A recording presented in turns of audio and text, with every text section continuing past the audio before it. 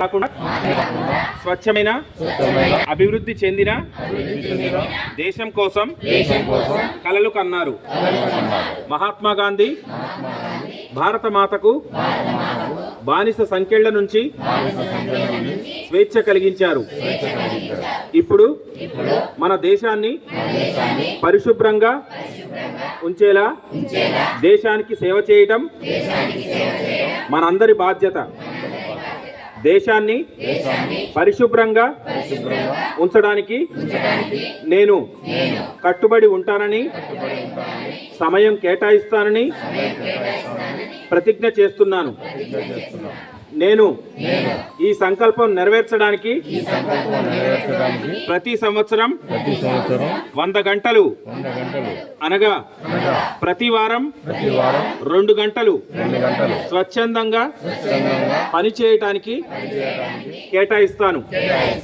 నేను పరిసరాలను అపరిశుభ్రం చేయను, ఇతరులను చేయనివ్వను.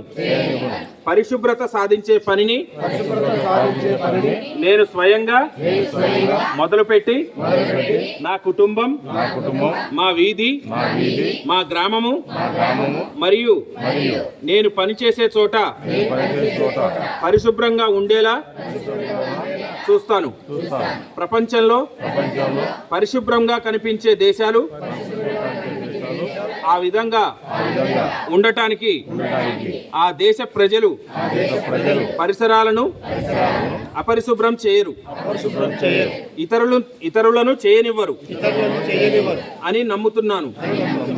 దృఢ నమ్మకంతో ఈ స్వచ్ఛ భారత్ సందేశాన్ని వీధి వీధిన, గ్రామ గ్రామాన అంతటా ప్రచారం చేస్తాను. నేను ఇప్పుడు తీసుకున్న ప్రతిజ్ఞ మరో 100 మంది ప్రజలు తీసుకునేలా ప్రోత్సహిస్తాను. వారు కూడా నాలా 100 గంటలు స్వచ్ఛత కొరకు కేటాయించేలా ప్రయత్నిస్తాను. స్వచ్ఛత వైపు నేను వేసే ప్రతి అడుగు భారతదేశాన్ని స్వచ్ఛంగా ఉంచడానికి ఉపయోగపడుతుందని నమ్ముతున్నాను. జై హింద్. Thank you. విన్నారు కదా మీరందరూ.